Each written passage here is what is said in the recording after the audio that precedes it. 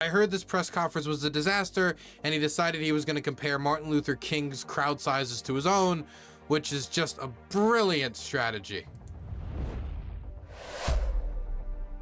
Really pursuing the black vote. Let's listen. Trump press conference. Before I talk about debates, I think that our country is right now in the most dangerous position it's ever been in, from an economic standpoint, from a safety standpoint. Both gangs on the street and, frankly, gangs outside of our country. Murder is down from the Trump administration, by the way. I just want to throw that out there. The murder was at a higher rate under the Trump admin. So if murders right now are dangerous under Biden, then under Trump, it was absolute fucking chaos. Just saying, just to keep it all in perspective. There's things you could go after Biden for, but like murder rates are not one of the big ones. In the form of other countries that are, frankly, very powerful. They're very powerful countries, and we don't know what we're doing. We have leadership that has no clue how to handle them or how to handle any other situation. We have a lot of bad things coming up. You could end up in a depression of the 1929 variety, which would be a devastating thing. Took many years. Oh, I got to talk about this. Bob and Wab, thank you for gifting a tier 1 sub to Christopher Wallace. If you guys checked out Trump on Twitter, or some of the MAGA people on Twitter over like the last few days, there was like a dip in the stocks, and Japan and their stock market took like a really hard crash. And it went down for 2 days. And in those 2 days, like the Trump war room and a bunch of their Twitter accounts was like tweeting out every reduction in the stock market, like down 1,000, down 2,000, down 3,000. I never seen people so excited for a depression in the United States. Now, after 2 days of correction, the correction stopped, and then the stocks recovered, and now they're back to growing. And it wasn't much of a big deal. Thankfully for the economy. It was the likely scenario, as it is usually. But there were people out there who say that they love the country that seemed really excited for the economy to go belly up. Decades to recover from it. And we're very close to that. And we're very close to a world war. In my opinion, we're very close to a world war. We have people that don't know how to handle. You know, we're always close to a world war, but never close to a medium-sized war, are we?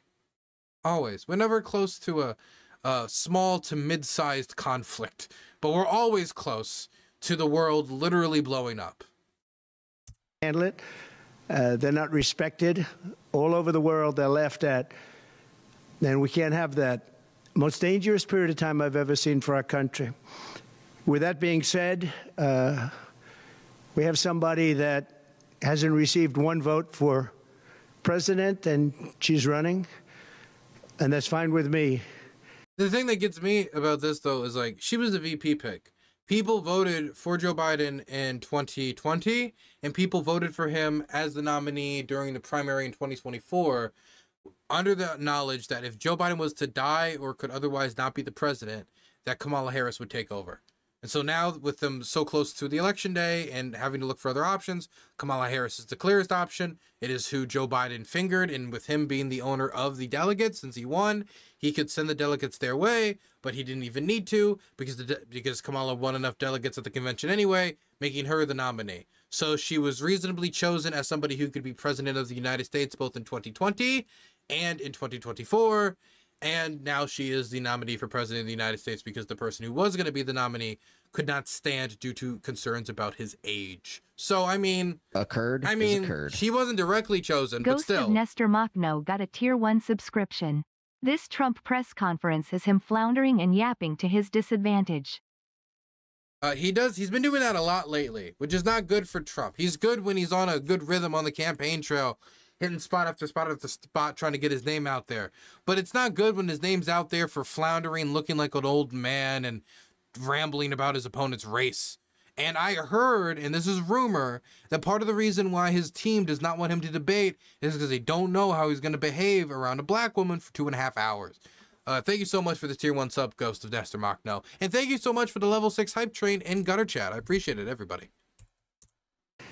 But we were given Joe Biden, and now we're given somebody else. And I think, frankly, I'd rather be running against the somebody else. But that was their choice. They decided to do that because Kamala's record is horrible. She's a radical left person at a level that nobody's seen. She picked a radical left man that is, he's got things done that he has positions that are just not, it's not even possible to believe that they exist. He's going for things that nobody's ever even heard of. What does that even mean? This press conference is just him shooting straight off the hip with no knowledge of what he's talking about. So, does he mean like the free school lunches? Does he mean like Minnesota's buying of medical debt to help relieve people of the heavy medical debt, which medical debt, I don't even believe medical debt should exist. But is that what he means? Does he mean $1 billion investment into housing infrastructure and first-time mortgages and like what does he mean? I think he doesn't. He heard that Tim Walz was extreme, like that he was a Bernie Sanders type. Even though, if anything, I mean, I don't know, maybe a midway point between Bernie and Joe. I don't know how to describe him. But that he's a Bernie Sanders type, so just calm or radical. But he doesn't know anything about his positions because Trump isn't a policy guy, so he just needs to call him like crazy while knowing nothing about him. Heavy into the transgender world, heavy into lots of... I'm sorry, what? To believe that they exist. He's going for things that nobody's ever even heard of. Heavy into the transgender world, heavy into lots of different worlds. He's heavy into the transgender world. Trans world. Is this like is this on Steam?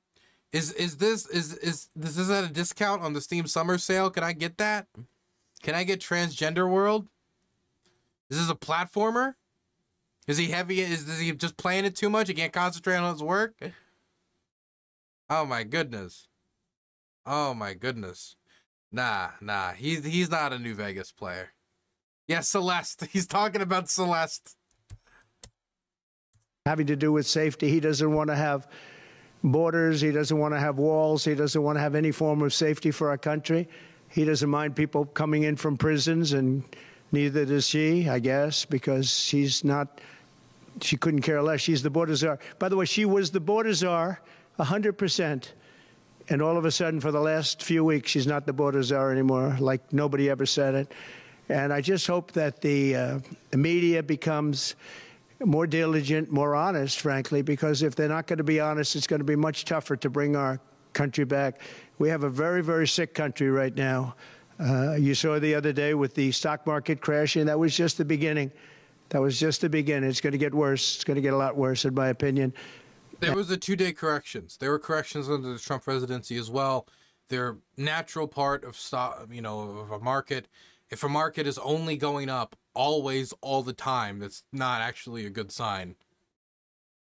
And fortunately, we've had some very good polls over the last fairly short period of time. Rasmussen came out today. We're substantially leading, and others came out today that we're leading, and in some cases substantially. I guess MSNBC came out, or CNBC came out also with a poll that was, has us leading.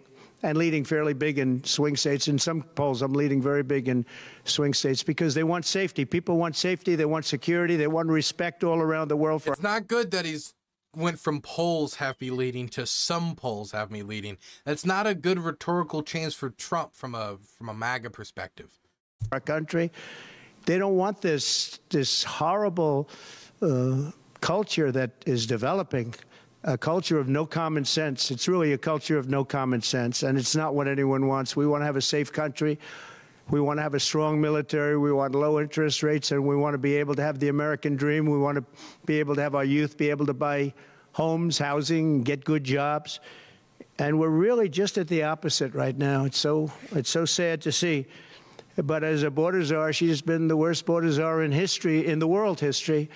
I think the number is 20 million, but whether it's 15 or 20, it's numbers that nobody's ever heard before. What would he even mean by world history? If he's just talking about the United States, isn't it just American history? Because if we're just talking about American border czars, whatever. Why am I trying to make sense of this? 20 million people came over the border during the Biden Harris administration, 20 million people, and it could be very much higher than that. Nobody really knows what the number is. Nobody knows. Nobody has a clue.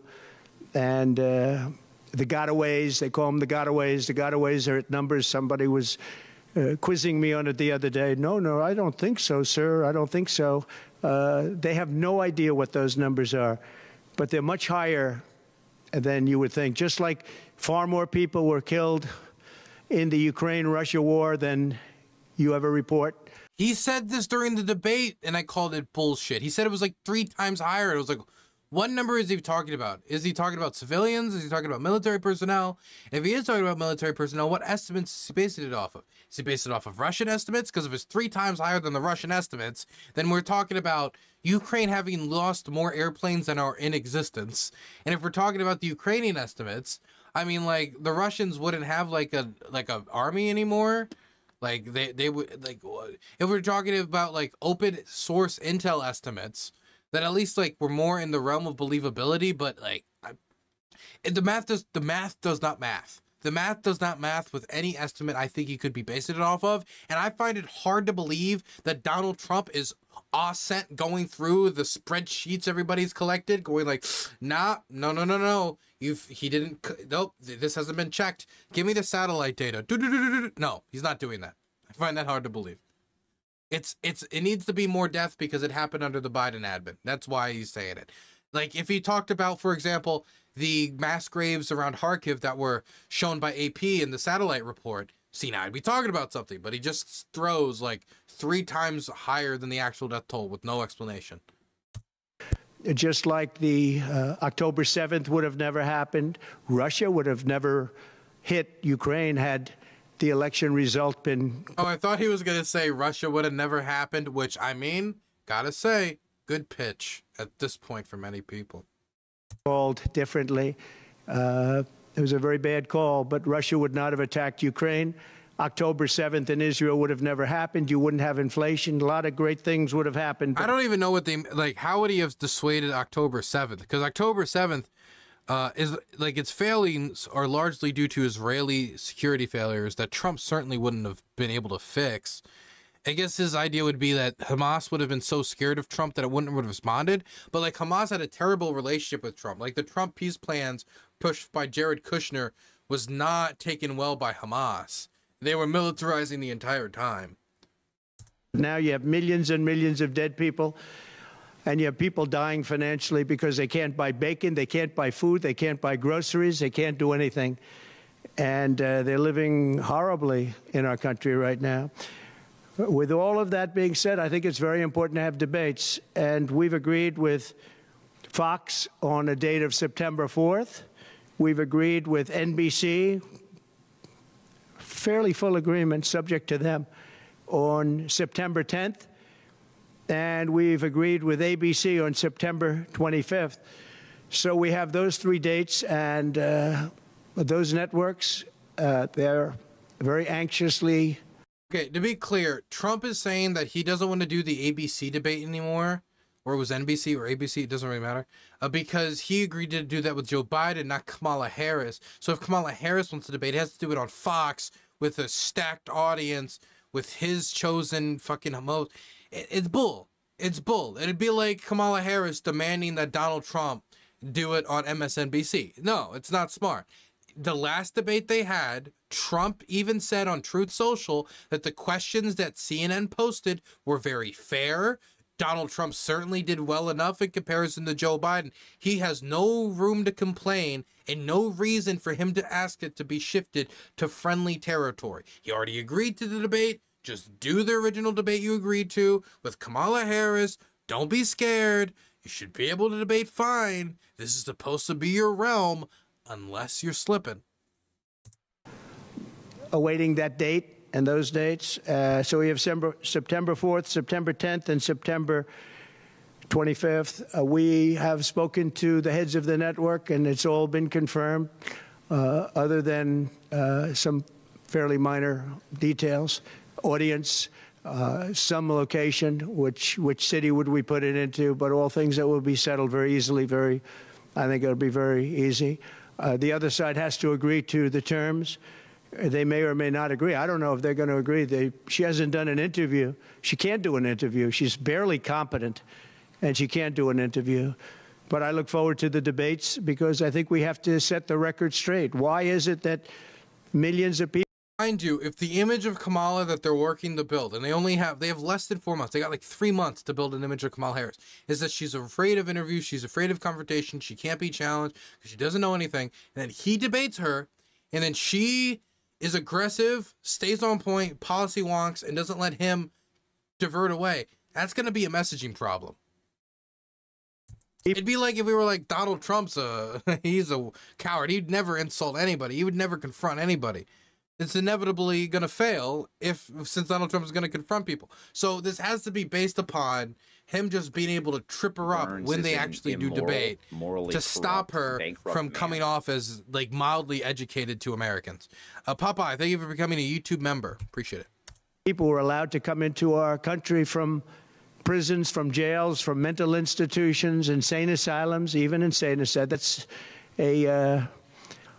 It's a mental institution on steroids. That's what I like that he's assuming that his audience does not know what an insane asylum is. A curd. But never forget this bum saluted a DPRK general. He did do that. Thank you for the $5. He did salute a DPRK general. Honestly, I've been trying to put this together for a while. I think Trump doesn't know what claiming asylum means. So when you're like a refugee for like political reasons or violence or a number of reasons, you claim asylum in a country so you can say, hey, I need to be protected. I need safety. Allow me to enter your country for an indefinite period of time, et cetera, et cetera, et cetera. That's how the process is supposed to work. I think he hears asylum and he thinks that countries like Ecuador and El Salvador and Haiti and all these other locations are just stacked to the brim with insane asylum patients, like Joker, like Gotham insane asylum people, ready to wreak havoc, and they're just streaming across the border, and before you know it, they're going to be engaging in crime against caped crusaders amongst Americans' urban centers, across America's urban centers. I genuinely think that's what he thinks, because I don't know what he's referring to. There's no stream of insane asylum patients to the United States, and the only other thing I can think of is him not understanding asylum. And remember, this was the guy who thought our stealth fighter jets actually were invisible, that they disappeared like the Wonder Woman jet in order to not get caught by the Russians and the Chinese. So the idea, this guy was calling like reporters and politicians like Mr. Kurd when he forgot their name in Kurdistan. Like this guy not understanding what asylum is not that far-fetched. We can't confirm it, but I'm very suspicious because he keeps making this exact comment over and over and over again to the point where you can no longer call it a mistake. That's what it is. When you see the people that are coming into these are institutions that are being emptied out, not in South America, all over the world, including South America, all over the world. Prisons are being emptied out into our country because we have a president that's the worst president in the history of our country. We have a vice president who is the least admired, least respected, and the worst vice president in the history of our country, the most unpopular vice president. And because of political reasons or because of being politically correct, even though she never received a vote. Don't forget, she was the first one defeated, as I remember it, because I watched it very closely, but she was the first one. She never made it to Iowa, the first state. She never made it to Iowa. She was the first one that was defeated. She was the nastiest to him. She was nasty with calling him a racist and the school bus and all of the different things. She was very nasty to Biden. And shockingly, he appointed her, asked her to serve as vice president. Well, I don't know if he's happy about that decision right now. This was taken away. The presidency was taken away from Joe Biden. And I'm no Biden fan, but I'll tell you what, from a... He sounds so You know what he sounds like to me? You know what he sounds like to me? Oh my gosh. This is what this reminds me of. Oh my gonna fight now? Who am I gonna fight? He's gone. No! But no, for real, it's every time I hear Donald Trump talking about Joe Biden, it's like, I can't believe they did that to him. It was so mean. It was so awful. I was supposed to be the one to defeat him. It was supposed to be me. It was supposed to be me. Without Batman, crime has no punchline. That every time he talks about it, he has that vibe. As he's like, I don't know, he was the Tom to my Jerry, America. What have you done? Constitutional standpoint, from any standpoint you look at, they took the presidency away. And people were saying he lost after the debate. He couldn't win. Well, I don't know that that's true necessarily. But whether he could win or he could... He's 100... What? Why are you guys dogging on him so hard? He could have still beat me. I don't know if that's true. He couldn't have won. We were fighting a battle for the ages. I was Vegeta as Goku. What the fuck, guys? I'm sorry. It's just every time it sounds like he's playing defense for Biden. Couldn't when he had the right to run, and they took it away. They said they're going to use the 25th Amendment. They're going to hit you hard. Either we can do it the nice. I know exactly, because I know a lot of people on the other side, believe it or not, and they said we'll do it the nice way or we'll do it the hard way, and he said, all right. So that, I mean, they've really taken, what they've done is pretty incredible. And now I'm running against somebody else, and we're leading. We're leading. So I'm not complaining. I'm saying it's for a country with a constitution that we cherish. We cherish this constitution. To have done it this way is pretty severe, pretty horrible. What does did he just cite the Constitution just like as a vibe? He didn't like cite due to this article.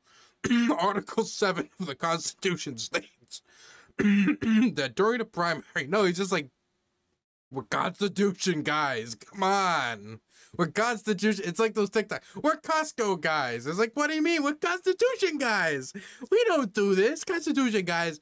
Constitution guys finish their elections. Come on. We're Constitution guys. What is he this has nothing to do with the Constitution. He just like cited it as just a general vibe.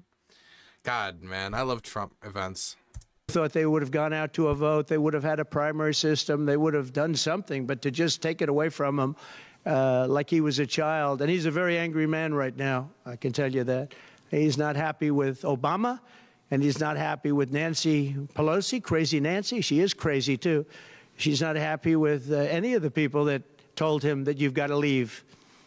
He's very unhappy, very angry, and I think he also blames her. He's trying to put up a good face, but it's a very bad thing in terms of a country when you do that. I'm not a fan of his, as you probably have noticed, and he had a rough debate, but that doesn't mean that you just take it away like that. Or you go out to a vote. You do something. Come on, you can't just take it away from him. Hey, the party has more power than one person. That's a good thing in our party, honestly, as a Democrat, as a registered Democrat. He had 14 million votes. She had no votes. She got no votes. And I think she's crashing. I think when people find out, and I think people are starting to find out what a bad job she did, what a bad job she did on the border. She's trying to say she had nothing to do with the border. She had everything. She was appointed to head the border. And then they said, Borders are, oh, she loved that name. She loved that name. But she never went there. She went to a location once along the border, but that was a location that you would love to go and have dinner with your husband or whoever. That was a location that was not part of the problem. That was not really going to the border. So is this supposed to be a press conference? Where's the press? Where's like the thing for the press? There's not any like new updates. It's just as usual rambling, and there's no questions from the press. Like, when did the questions start? Essentially, she never went to the border. And if you listen to Tom Homan, if you listen to the great border people, Brandon Judd from Border Patrol, if you listen to Paul, I mean, so many different people. I speak to them all the time. And I did when I was president. We had the best border in the history of our country. Now we have the worst border in the history of the world. Millions of people coming in, and our country cannot sustain it. Our country is going down because of this, because of incompetent people. So I just look forward to these debates. I think it's very important that we have them. I hope she agrees to them September 4th, September 10th, September 25th. And I think they'll be very revealing. I think they'll be very revealing. Do you have any questions, please? Finally. How have you recalibrated your strategy to compete against Harris? I haven't recalibrated strategy at all. It's the same Yeah, that's the problem, numbnuts. policies, open board. That's the problem. As just like the sideline coaching here. That's the problem. She's not. She's fumbling and stumbling on her words. You can't say that when she's making coherent statements and sentences, and she's polling more favorable than you, and she's polling ahead of you, and she's polling better on you on certain issues, and the issues that you used to be way ahead on Biden, you're not way ahead on Harris, and like you're gonna have a debate, and she's gonna make coherent point. You can't just make the same point. You got to recalibrate. You got to go after something else. Like I don't know, like what if she gets pregnant while she's president? What's she gonna be pregnant president? That can't be allowed. Say something like that. I don't know. Anything. Literally anything. Just orders, weak on crime. I think she's worse than Biden because he got forced into the position. She was there long before. She destroyed San Francisco. She destroyed California as the AG. But as the DA, she destroyed San Francisco. A friend of mine, Bob Tisch, all know the Tisch family. He was in many cities with companies. He said the greatest city in the country is San Francisco. That was about 20 years ago. And he passed away a while ago, and he would be looking down and said, what happened? He thought it was the best city in the country. He had divisions there, lows. And he would be looking down in horror now when he sees she destroyed no cash bail, weak on crime. She's terrible. And yet they weaponized the system against me. They have me. I got so many lawyers. Now they want to delay cases. I won the big case in Florida. I won the big case. Nobody even wrote about it. The big case, the judge was a brilliant judge. And all they do is they play the ref with the judges. But this judge was a fair but brilliant judge. And as you probably heard, the big documents case, I won it. Now, Biden lost it. They didn't win it like, hey, he didn't commit the crime. It was more like, we can't prosecute him of the crime. Because he didn't have presidential immunity. He didn't have the Presidential Records Act. He lost it.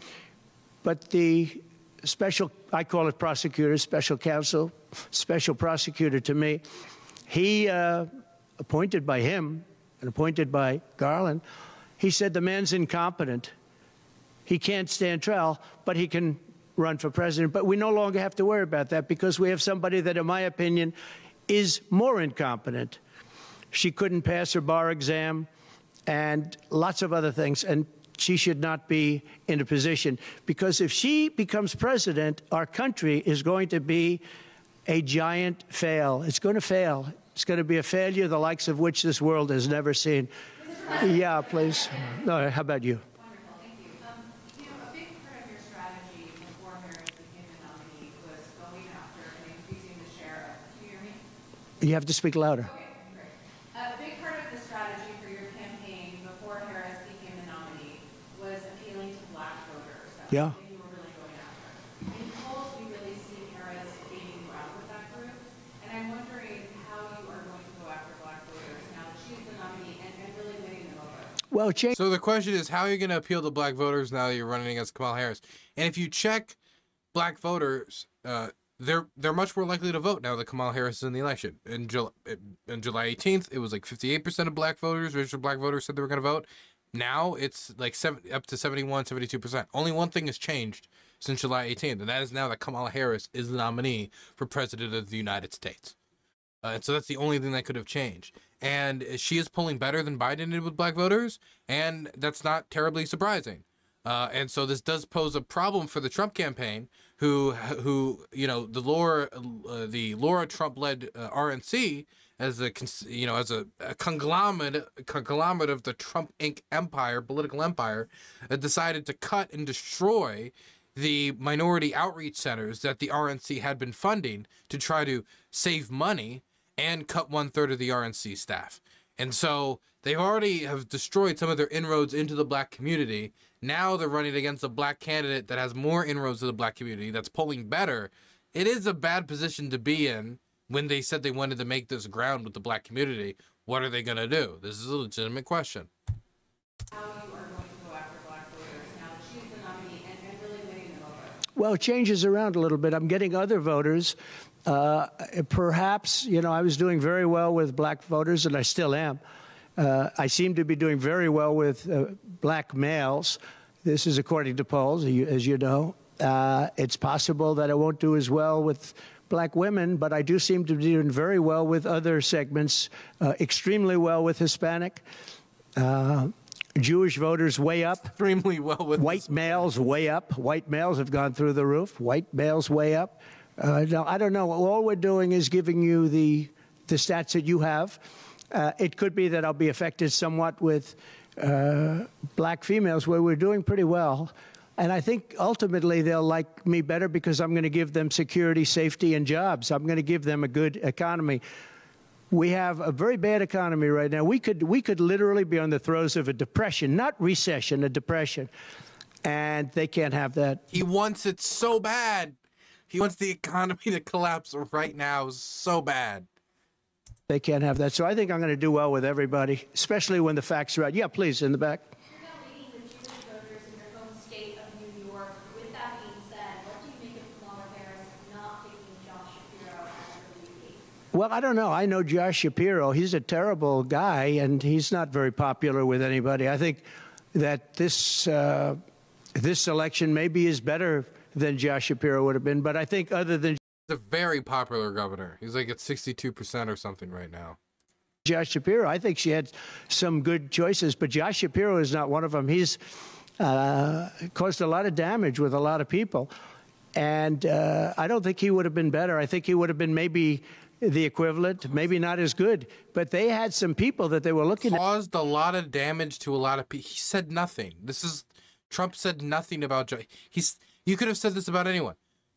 That were good. Been like, oh, Dylan, what do you think of Senator Merklack? Oh, yeah, I'm not a big fan of him. He caused a lot of damage to a lot of my constituents, a lot of my people. Far superior to her. They actually a lot of constituents. Whose constituents? Someone's constituents. Had a story where they had everybody, including, they had like 10 people that she was looking at, and her. And they said she was the worst of all. In other words, she was the worst out of the 10 people and her.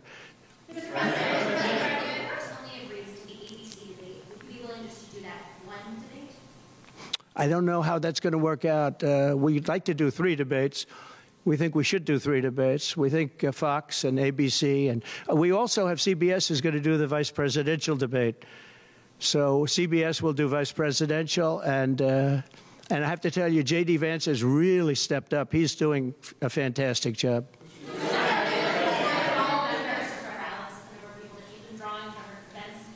Say it. Are you worried at all about the size of Harris's crowds? Oh, give me a break. Listen, I had 107,000 people in New Jersey. You didn't report it. I'm so glad you asked. What did she have yesterday? 2,000 people? If I ever had She had 50,000 people in an arena. I don't know nothing about the 107,000, though. 1,000 people, you'd say my campaign is finished. It's so dishonest, the press. And here's a great example. I had in Michigan recently 25,000 people, and 25,000 people we just couldn't get them in. We had in Harrisburg 25,000 people. Look at him go when you start talking crowd sizes, man. He starts firing them off. And 20,000 people couldn't get in. We had so many. Nobody ever mentions that. When she gets 1,500 people, and I saw it yesterday on ABC, where they said, oh, the crowd was so big. I have 10 times, 20 times, 30 times the crowd size. And no, they never say the crowd was big. That's why I'm always saying turn around the cameras. I'm so glad you asked that. I think it's so terrible when you say, well, she has 1,500 people, 1,000 people, and they talk about, oh, the enthusiasm. Let me tell you, we have the enthusiasm. The Republican Party, and me as a candidate, but the Republican Party has the enthusiasm because people want to see crime stopped. They want to see a country that's respected. Think of it. If I were president. Think. Who better to catch a criminal but someone who can think like a criminal to to catch the snake, you must be the snake, you know? You wouldn't have Russia and Ukraine, where it never happened. Zero chance. No Russia or Ukraine. Neither exists. You wouldn't have had October 7th of Israel. You wouldn't have the horrible withdrawal. Removed. And I don't mean the withdrawal, because the withdrawal was fine. I was ready to withdraw from Afghanistan, and we were going to do it with dignity and strength. And we were keeping our equipment. He signed the Doha Agreement. He signed and molded the framework for us to leave Afghanistan. He was the one who negotiated over the head of the Afghan National Army and its representative government. He was the one who did that. He designed the framework. He cannot remove himself of any blame. We weren't leaving $85 billion worth of equipment behind. We wouldn't have had 13 great soldiers. I know the families of those soldiers well. We wouldn't have had these soldiers killed, and we wouldn't have had 45 soldiers obliterated. No legs, no arms, the face. None of that. Does he need to do that? Does he need to talk about our soldiers in that way? Our soldiers were obliterated, smashed, ground up into itty bitty tiny pieces. They were dunked on, my crowd, dunked on. Their faces were couple-chaw. Like, what is this? What is it? He's talking about people that died. What do you mean obliterated? Their face, their arms were dangling. What is he talking about? He doesn't know any of this. He doesn't know anything. He saw like pictures of all their faces and stuff. He didn't do that. He's just making up stuff about people who died. American veterans who died. He's just shooting from the hip. Nobody cares. Nobody cares. That would have happened. And you wouldn't have had inflation. You wouldn't have had any inflation, because inflation was caused by their bad energy problems. Now they've gone back to the Trump thing because they need the votes. I don't know if you know, they're drilling now because they had to go back because gasoline was going up to $7, $8, $9 a barrel. So they said, we better do what Trump. But the day after the election, if they won, you're going to have fuel prices go through the roof. Everybody's going to be forced to buy an electric car, which they're not going to do because they don't want that. It's got a great market. It's got a market. It's really a sub-market. People want gasoline-propelled cars. They want hybrids. They want to have everything, and they want electric. But they want everybody to have an electric car. We don't have enough electricity. We couldn't make enough electricity for that.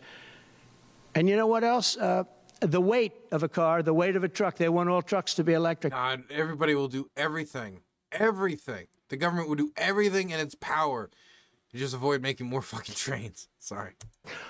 Little things that a lot of people don't talk about. The weight of a truck is 2.5 times heavier.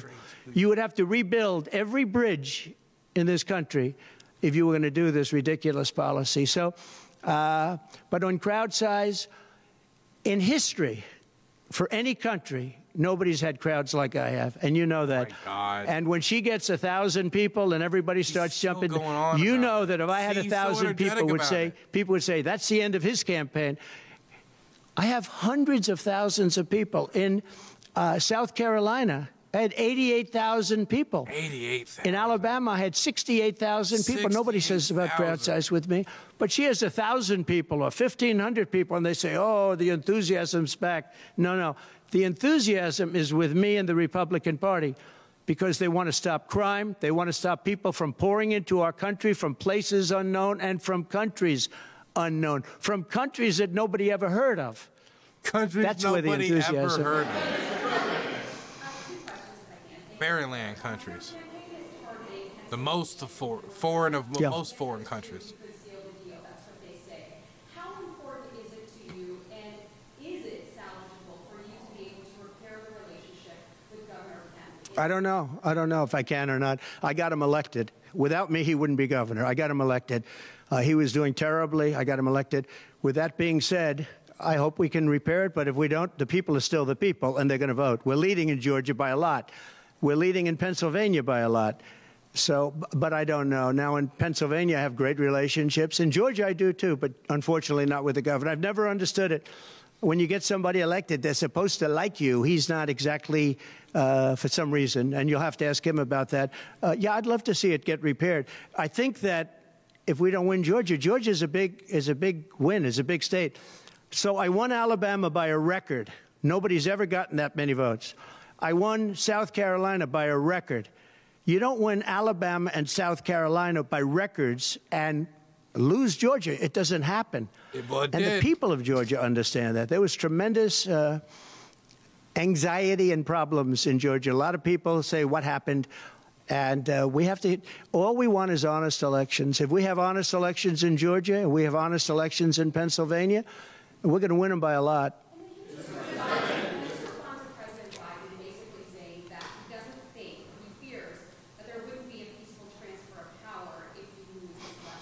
Well, he actually said it two ways. First, he said it incorrectly, then he corrected himself. Do you agree with that, right? You know, if you watch him, he said it two ways.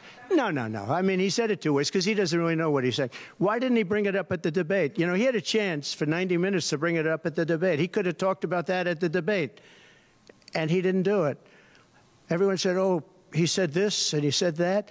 He's just, you know, they give him something to read off. He read it very badly because he actually said it the opposite. Then he had to go back and correct himself. He said the opposite. He should have brought this up at the debate. If he had a problem, of course there'll be a peaceful transfer. And there was last time. No, and there wasn't. Be a peaceful transfer. Peaceful. I just hope we're going to have honest elections. That's all. Okay? And storm the Capitol. You want?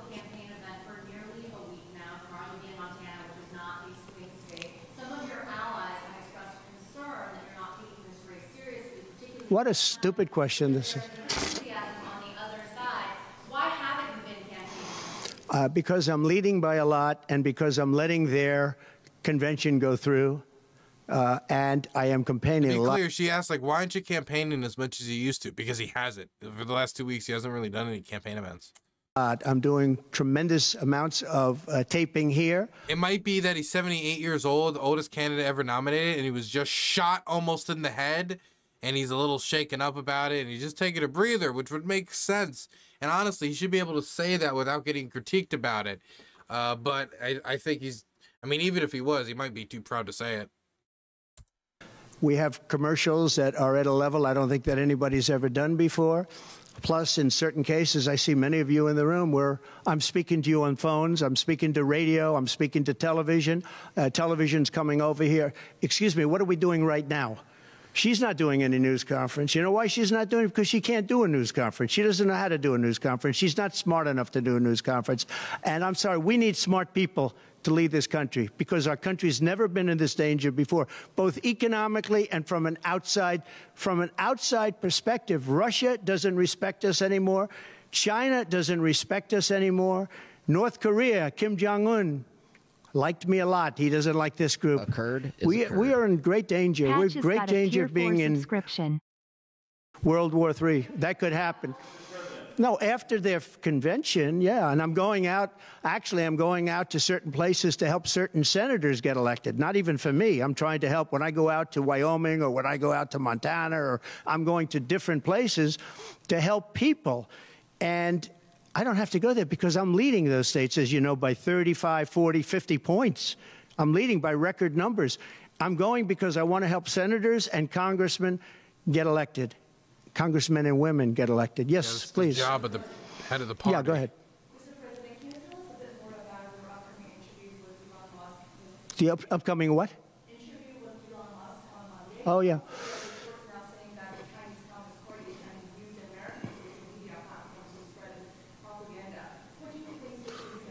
Yeah, the Elon Musk. So, yeah, sure. So Elon called me.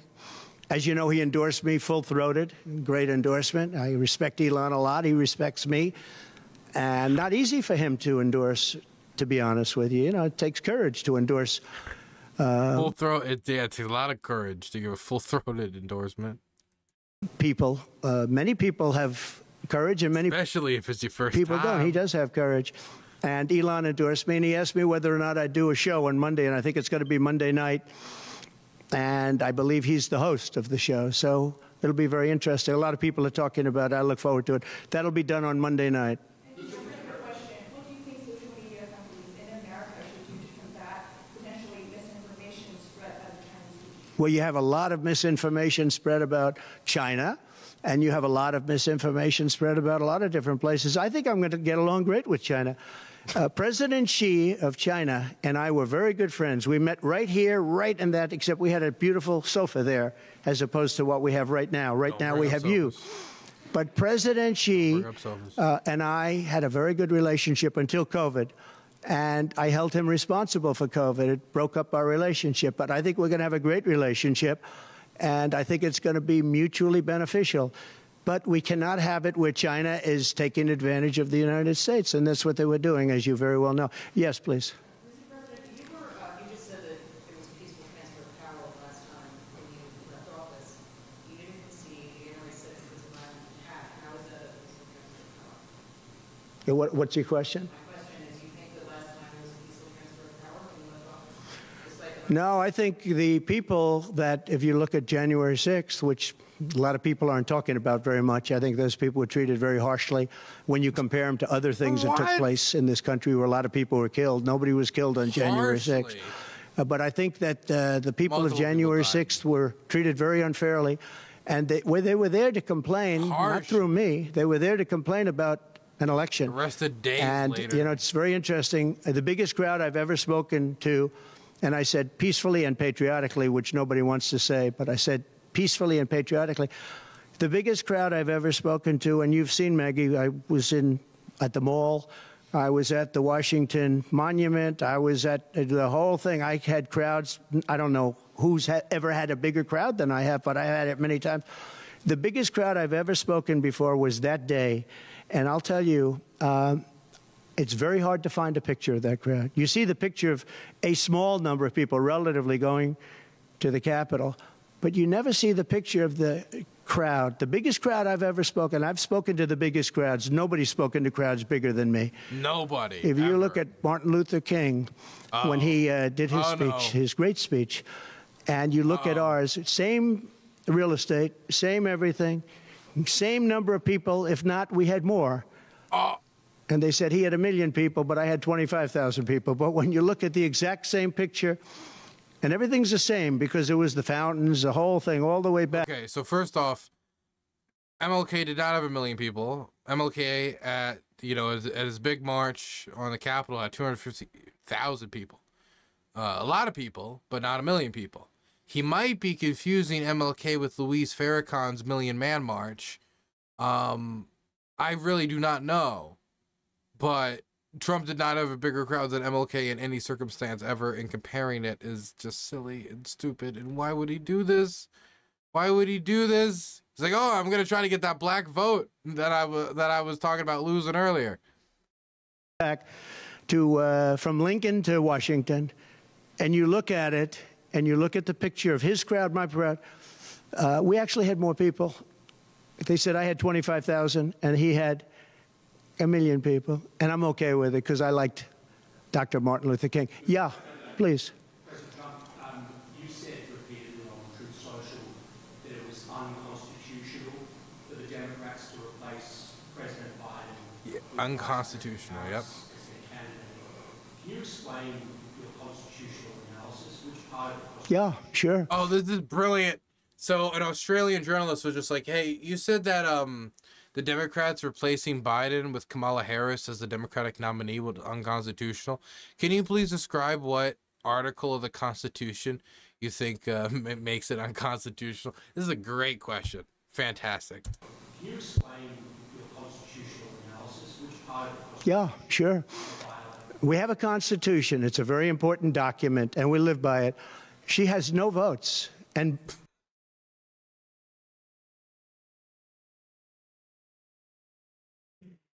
he didn't connect those two things together. He just said, we have a Constitution. Ain't that dandy? Anyway, she doesn't have any votes. He didn't connect these two things together. He just complimented the Constitution and then moved on to a totally separate statement. Okay, whatever. I'm very happy to run against her. I'm not complaining from that standpoint. And I hate to be defending him, but he did not want to leave. He wanted to see if he could win. They said, you're not going to win. After the debate, they said, you're not going to win. You can't win. You're out. And at first they said it nicely, and he wasn't leaving. And then you know it better than anybody. Wait a minute. So when you think about it, they said at first they were going to go out to another vote. They were going to go through a primary system, a quick primary system, which it would have to be. And then it all disappeared, and they just picked a person that was the first out. She was the first loser, okay? So we call her the first loser. She was the first loser when during the primary system. During the Democrat primary system, she was the first one to quit, and she quit.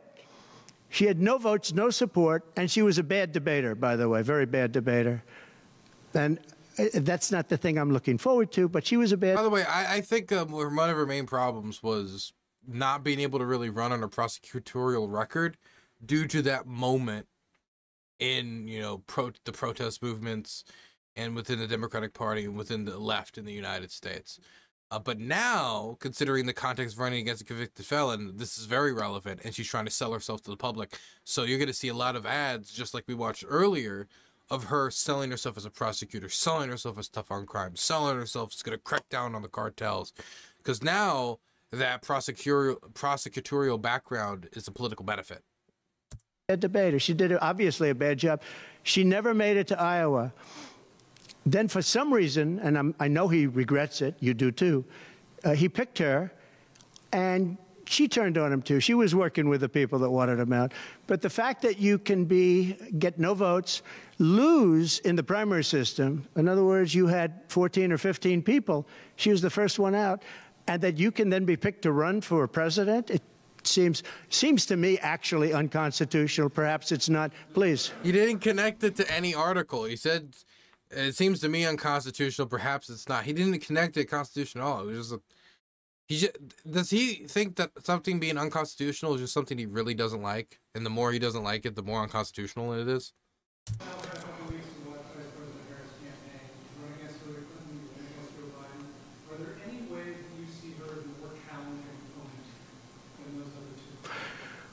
So I've run against Hillary, and I've run against various other people. I would say that in terms of intelligence, Hillary was far superior. I would say that. Hillary was smart. She was her own worst enemy in many ways, but she was smart, very smart. Okay? If you ask me to compare them. Please. You staked out the position on the motion that was probably more popular with general election voters than many in the Republican primary candidates in the states. Given that that's your position, how do you plan to vote in Florida's abortion ballot referendum stuff? Would you repeat that question, please? You have to speak up. Yes, sir. I said, It's a hard room because it's very big, if you know. So this is worth $18 million. Oh, I see. that was probably more popular with general election voters than many of your Republican rivals in the primary. You said leaders in states. Given that Florida is a state voting on this fall, Yeah. how do you plan to vote? Do you plan So I think the abortion issue has been very much tempered down, and I've answered, I think, very well in the debate, and it seems to be much less of an issue, especially for those where they... What is he talking about? Okay, so during the debates, he basically said everybody wanted Roe v. Wade to go back to the states. That was not true. Everybody liked it. Everybody liked it. It was overturned. It was sent back to the states. Some people might want abortion. Some people might not. But everybody wanted it back to the states. The people who believed in Roe versus Wade, the majority of Americans did not want that. But he just said it, and then that's his answer? So now he's finished. The issue's finished now because he's answered America. What is he talking about? It's still a big motivator for Democrats. It's something that fundraises quite a lot. It's the type of thing that gets people to donate to Kamala Harris, not just to vote for her. Have the exceptions, as you know. And I think it's when I look for 52 years, they wanted to bring abortion back to the states. They wanted to get rid of Roe v. Wade. And that's Democrats, Republicans, and independents, and everybody. Here he is doing it again. Liberals. Like, oh, everybody always wanted it back to the states. That's not true.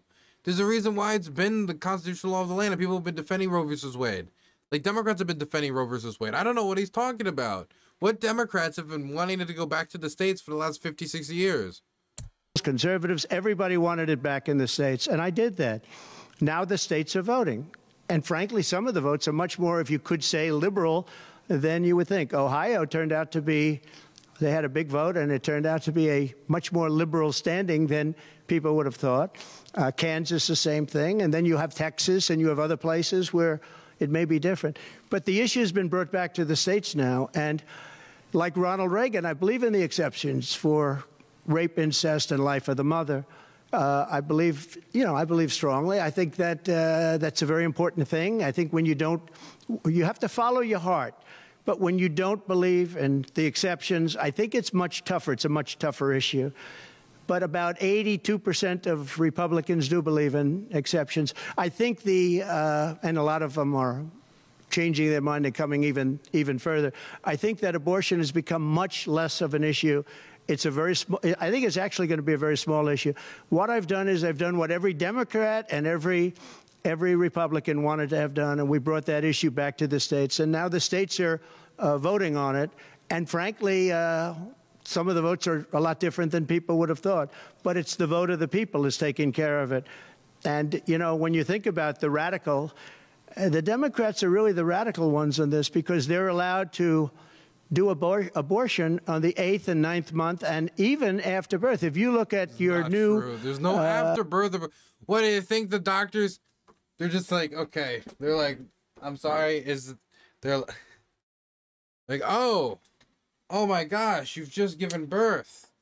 Oh, I had no clue you were pregnant. This is not. No, you don't want it? Well, okay. That's not happening. That's not. Of course, that's not allowed. It wouldn't be legal. What is a post-birth abortion? What are they talking about? Governor from Minnesota, he's talking about, he's like the governor previous, the former governor. I don't want to get him mixed up because Glenn is doing a good job and he's leading our whole campaign in Virginia, Glenn Youngkin. But previous to Glenn, the governor, he said the baby will be born, we will put the baby aside, and we will decide with the mother what we're going to do. In other words, whether or not we're going to kill the baby. The Minnesota gentleman, this guy agrees with that. He is the most liberal. Look, between her and him, there's never been anything like this. There's never been a combination. So I'll use the word progressive. You know, they want to go progressive. They don't like the word liberal. I like liberal better. I think it's more appropriate because nobody knows what progressive means. But they now like to use the word progressive. But there's certainly never been anybody so liberal like these two, or even close. I think the abortion issue has been taken down many notches. I don't think it's a big factor anymore, really. And when people hear what I said in the debate, and I think I said it very well during the debate, we brought it back to the states. Everybody wanted it in the states. And very importantly, and you think about this, assuming you have exceptions. If you don't have exceptions, it's a more difficult thing. At the same time, there are people that strongly feel that way, and you have to follow your heart, and you should follow your heart. But that issue is very much subdued. Yeah. Follow your heart. I want to ask you about the assassination attempt. About who? About the assassination attempt. Yes. Did the fact that somebody used an AR-15 gun at all change your impression of people's access to that weapon? No, I didn't. Look, if you take away guns, she wants to take away everyone's gun. If you take away guns, you can't do it. All of because them? people need the guns for protection. You can't really have Tim Walz as your VP pick and say you're going to ban all the guns. Tim Walz likes to go hunt. Now, I mean, I'm not saying that's a pretty naive way of looking at it, but just like the idea of take all guns on his face, it's ridiculous. Like, say, like, she wants to ban assault weapons. Like, okay, yeah, that's true. Maybe even you can say, hey, she might even want to ban the AR-15 because I know Joe Biden talked about it. That might even be true. That might even be something you can get me to disagree with her on. But when you say, oh, she was going to ban all guns, it's a ridiculous standard. How would she ever get something like that past Joe Manchin, who she's not even going to have as the senator anymore, whoever they're going to get to keep up the Senate majority? John Tester is going to vote in favor of that and stay senator from Montana? No, I don't think that's going to happen. Entertainment, they wanted hunting, they would, different things. But they need weapons for protection in this country. People live out in the woods and they're not going to have a gun. If you look at some countries, I don't want to get them in trouble, but some countries have actually gone the opposite way. They had very strong gun laws, and now they have gone the opposite way, where they allowed people to have guns, where in one case they encourage people to go out and get guns, and crime is down 29%. And remember this, what is the toughest gun law in the United States? Chicago. On July 4th, 117 people were shot and 17 died. The toughest gun laws in the United States are in the city of Chicago. You know that. They had 117 people shot. Afghanistan does not have that. Afghanistan, by the way, was the lowest point in the history of our country, in my opinion. That was the worst embarrassment to the history of this country, and I say Putin would not have gone into Ukraine if that didn't happen. When he saw the incompetence of Milley and all these guys that are incompetent. The decision-making that they would make for the invasion of Ukraine had already started prior to the withdrawal. When he saw that happen, when they took out the soldiers first, they took out the soldiers first. You know, if you go back and check your records, for 18 months, I had a talk with Abdul. Abdul was the leader of the Taliban, still is. But I had a strong talk with him. For 18 months, not one American soldier was shot at or killed, but not even shot at. 18 months, and then we had... Is that even true? I don't even know if that's true, because ISIS was still operating in the country, and they weren't friendly towards us. Not killed, that's true. Not shot at? I don't know about that. Disaster of the lift, where people were falling off airplanes from 3 times the height of the World Trade Center. I mean, terrible. But now our country has to be respected again. Please. Go ahead, please. There was some reporting, I believe, in the New York Times that Kamala Harris said she might be open to the idea of a weapons embargo against Israel. I wonder if you could comment on that. What that means. I'd be against that. Be against the weapons embargo. That Kamala is in favor of not giving Israel weapons? Yeah. That's what I hear. Look, she's been very, very bad to Israel, and she's been very bad to Jewish people. And I say it, if anybody I know is Jewish and they would vote for Kamala over me, they should have their head examined. If you think about it, I gave them Golan Heights. I gave them... Always speak down to the voter. Smart. For me, they should have their head examined. If you think about it, I gave them Golan Heights. I gave them the capital of Israel, Jerusalem. I even built the embassy. I gave them no Iran deal. The problem is they didn't do anything with it. Iran was broke. We could have made a deal so easily. I would have had a deal done within 1 week after the election with Iran. Iran can't have a nuclear weapon. It's very simple. We would have gotten along with Iran. I was looking forward to it. I was fine with Iran. You know, we hit them a couple of times pretty hard, but we would have been fine with Iran. But I terminated that deal. I got them the Abraham Accords. Everyone said that's impossible. I got them the Abraham Accords.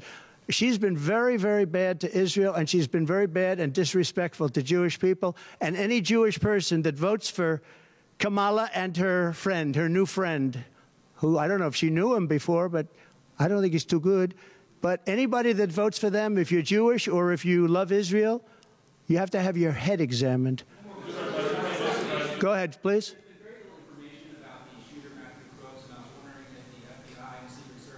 Okay. They have. The FBI came to see me about the shooting. Are you guys done with this? It's ridiculous as always. It's silly as always. He talks ridiculously as always. He makes silly gaffes as always. It is what it is. Dylan, the Nazis are at war with MAGA. Oh no, we got a Mussolini-Hitler split. Tonight, this is from Nicholas J. Fuentes. Tonight, I declare a new Groyper war against the Trump campaign. Wow. God, this is fucking lame. I'm sorry. We support Trump, but his campaign has been hijacked by the same consultant, lobbyists, and donors that he defeated in 2016, and they're blowing it. Without serious changes, we are headed for a catastrophic loss.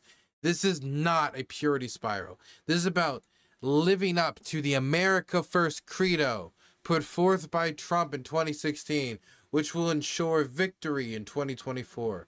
On Monday, I will present a detailed statement on the facts, a mission statement, and a plan of action on my Rumble channel, which you should all subscribe and donate to. Stay tuned. Oh my goodness. Brilliant. Dylan, what restaurant were you excited to eat at when you got back to Maryland? Honestly,